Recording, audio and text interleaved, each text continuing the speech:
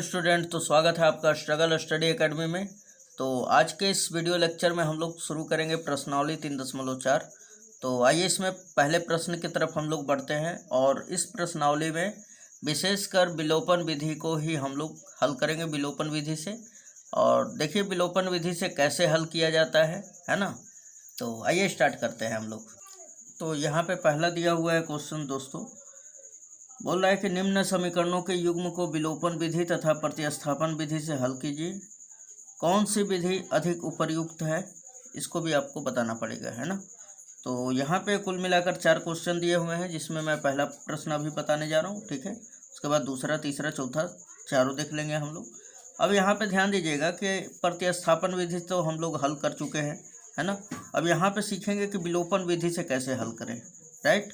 आप हमें प्रतिस्थापन विधि से हल करके और कमेंट में ज़रूर बताएं।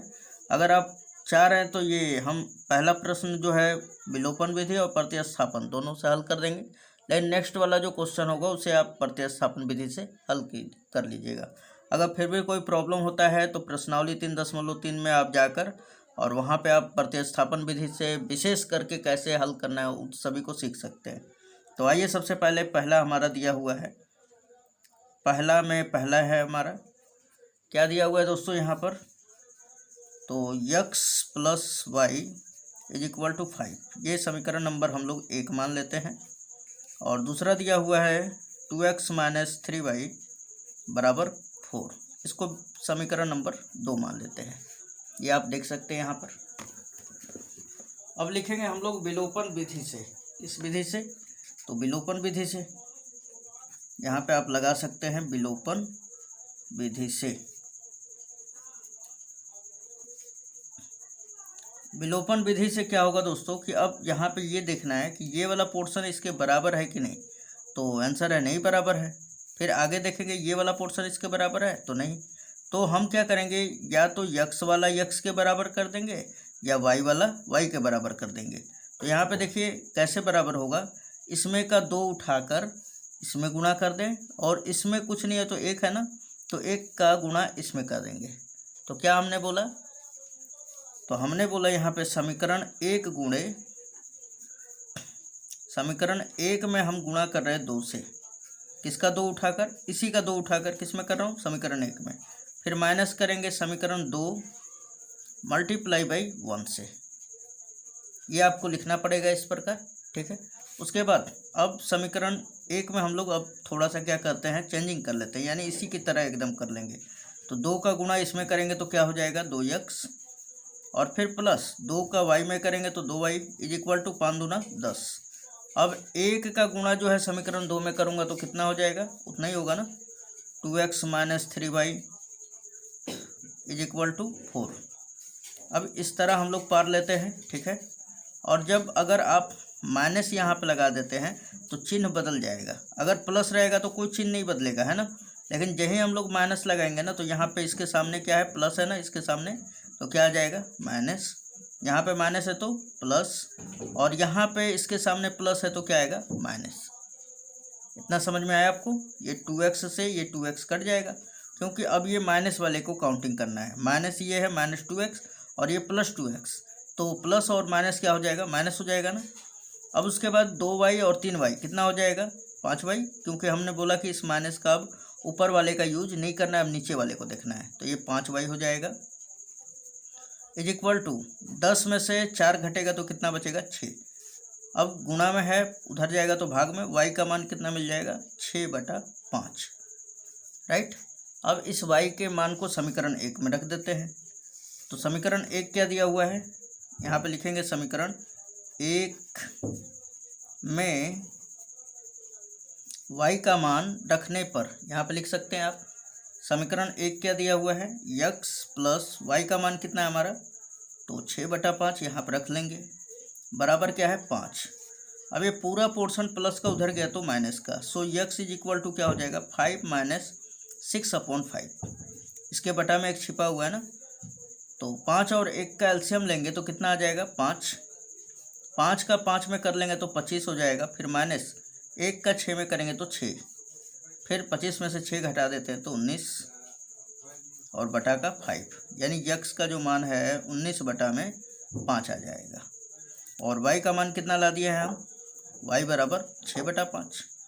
तो ये आपका आंसर हो जाता है। तो अब मेरे को बताइए कि ये विलोपन विधि अच्छा है कि प्रतिस्थापन विधि अच्छा है। तो हमें तो अधिक उपयुक्त कौन सा विधि लग रहा है, विलोपन विधि ना। और आप प्रतिस्थापन विधि से इसे हल कर सकते हैं, चाहेंगे तो बोलेंगे तो अभी मैं हल करके दिखा भी दे रहा हूँ, ठीक है। यहाँ पे करके दिखा भी दे रहा हूँ इसे प्रतिस्थापन विधि से। अगर आप इसे प्रतिस्थापन विधि से हल करना चाहते हैं तो लिखेंगे यहाँ पे प्रतिस्थापन विधि से। यहाँ पे एक करके मैं दिखा दे रहा हूँ, बाकी सब आप कर लीजिएगा दोस्तों, ठीक है। प्रतिस्थापन विधि से,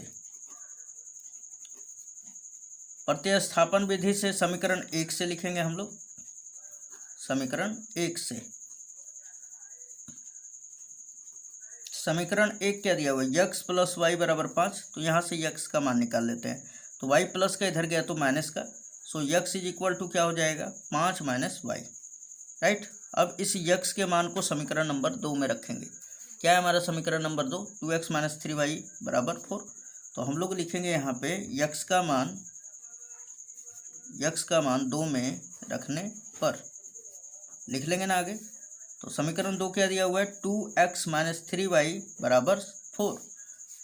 2 और यक्स के जगह पे 5 माइनस वाई रख देंगे। अब हम 5 माइनस वाई और फिर माइनस क्या है 3y बराबर 4, माइनस 3y बराबर 4 है हमारा। 2 का 5 में करेंगे तो 10 हो जाएगा, 2 का y में करेंगे तो माइनस 2y हो जाएगा, और ये माइनस का 3y इज इक्वल टू 4। देखा जाए तो ये 10 फिर माइनस 2y और माइनस 3y कितना हो जाएगा, माइनस का 5y इज इक्वल टू 4। अब ये माइनस 5y को यहाँ पे भेज दीजिए, 4 को यहाँ पे भेज दीजिए, तो 10 में से 4 घट जाएगा, बराबर इधर बचेगा 5y, है ना। ये प्लस का इधर आया तो माइनस का हो गया, और ये माइनस का इधर आएगा तो प्लस का। अब ये बच गया हमारा 6, और ये 5 गुना में और इधर आएगा तो भाग में, यानी देख लीजिए यहाँ पर y का मान कितना आया, 6/5, ठीक है। अब y के इस मान को हम लोग किस में रख देते हैं, समीकरण 1 में। तो लिखेंगे यहाँ पे y का मान समीकरण 1 में रखने पर, किस में रखने पर, समीकरण 1 में रखने पर। समीकरण 1 क्या दिया हुआ है दोस्तों, देखिए यहाँ पे यक्स प्लस वाई जो है 5 के बराबर है। तो यहाँ पे लिखेंगे यक्स प्लस वाई का मान कितना है, 6/5 बराबर कितना हो जाएगा, तो 5 है ना हमारा। तो जब आप इसे प्लस उधर गया तो माइनस, यानी इसे करते हैं तो ये आ जाएगा आपका 19/5, है ना यक्स का मान। तो यक्स और वाई इस तरह भी ज्ञात कर सकते हैं आप प्रतिस्थापन विधि से भी। तो अब आप हमें बताइए कि कौन सा विधि आसान लगा। तो आपका जो भी लगे, लेकिन हमें तो विलोपन विधि आसान लगा, है ना। तो हमने यहाँ पे लिख दिया, अतः हमें विलोपन विधि अधिक उपयुक्त लगा, है ना। तो आपका जो मर्जी करेगा वो कर दीजिएगा, आपको प्रतिस्थापन लगेगा तो प्रतिस्थापन लिख दीजिएगा, विलोपन लगेगा तो विलोपन। तो आइए क्वेश्चन नंबर नेक्स्ट किया जाए दोस्तों। क्वेश्चन नंबर दूसरा, क्वेश्चन नंबर दूसरा दिया हुआ है 3x प्लस 4y बराबर 10, और दूसरा दिया हुआ है 2x माइनस 2y बराबर 2, यानी दोनों समीकरण दिए हुए हैं दोस्तों। तो यहाँ पे हम लोग दूसरा नंबर डालेंगे और इसे मान लेंगे 3x plus 4y is equal to 10, इसको इक्वेशन नंबर फर्स्ट मान लेंगे, है ना। और दूसरा क्या दिया हुआ है 2x minus 2y is equal to 4, sorry 2 है ना। यहाँ पे देख सकते हैं 2 दिया हुआ है, इसको समीकरण नंबर 2 मान लेंगे। अब यहाँ पे लिखेंगे विलोपन विधि से, इसलिए विलोपन विधि से, विलोपन विधि क्या कहता है दोस्तों। सबसे पहले देखिए यहाँ पर ये 3x जो है इसके बराबर है, तो आंसर होगा नहीं। ये वाला पोर्शन इसके बराबर है, नहीं है। तो हम क्या करते हैं, इसके 3 को गुणा कर लेते हैं समीकरण 2 में, और इसके 2 का गुणा इसमें कर लेते हैं। तो देखिए जब इसमें 2 का गुणा करेंगे तो 3 दूना 6x हो जाएगा ना। और अगर हम 2x में 3 का गुणा कर दे रहे हैं तो ये भी 6x हो जाएगा, बराबर हो जाएगा। ये ऐसा क्यों कर रहा हूँ, क्योंकि मेरे को पहला पोर्शन जो है यानी यक्स वाला पार्ट जो है कटाना है ना, तभी तो वाई वाला बचेगा, तो हम लोग मान ज्ञात कर पाएंगे। तो क्या लिखेंगे यहाँ पे समीकरण 1 में क्या चीज़ का गुणा कर दे दोस्तों, तो 2 का, और फिर माइनस कर दे रहा हूँ मैं समीकरण 2 में गुणा करके 3 से, अब देखिए 2 में अगर 1 में हम लोग 2 का गुणा कर रहे हैं तो ये हो जाएगा 3 दूना 6x, और फिर आपका 4 दूना कितना हो जाएगा 8y, और बराबर फिर 10 दूना 20। फिर इसमें 3 का गुणा कर लीजिए तो इसमें क्या हो जाएगा 6x, और फिर माइनस का 6y बराबर 3 दूना 6। और यहाँ पे देखिए सिंबल बदल जाएगा ना, हमने बताया ये माइनस है तो क्या आ जाएगा प्लस, और यहाँ पे प्लस है तो माइनस। ये वाला से ये वाला कट जाएगा हमारा, 8 और 6 कितना हो जाएगा 14y। 14y बराबर कितना हो जाएगा, ये देखिए यहाँ पे 20 में से 6 घटेगा तो कितना बचेगा 14। अब ये गुणा में इधर गया तो भाग में, सो y इज इक्वल टू क्या हो जाएगा 14 बटा में 14, और कटेगा तो कितना बार में, एक बार में, 1 टाइम्स, यानी y का मान कितना आ गया 1। अब इस y के मान को कहाँ रख दें हम लोग, तो यहाँ पे मैं लिख दे रहा हूँ। अब y के मान को हम लोग किस में रख देते हैं, समीकरण नंबर 1 में रख दीजिए, चाहे 2 में रख दीजिए। तो आइए हम लोग समीकरण 1 ही में रख देते हैं। तो लिखेंगे यहाँ पे समीकरण 2 में, चाहे 1 में y का मान रखने पर, y का मान रखने पर लिख सकते हैं आप। तो समीकरण 1 क्या दिया हुआ है 3x + 4, और y का मान 1 रखेंगे बराबर किसके है 10 के। 4 एकम 4, प्लस का उधर गया तो माइनस का, यानी 3x बराबर 10 - 4। ये घटेगा तो कितना बचेगा 6 बचेगा।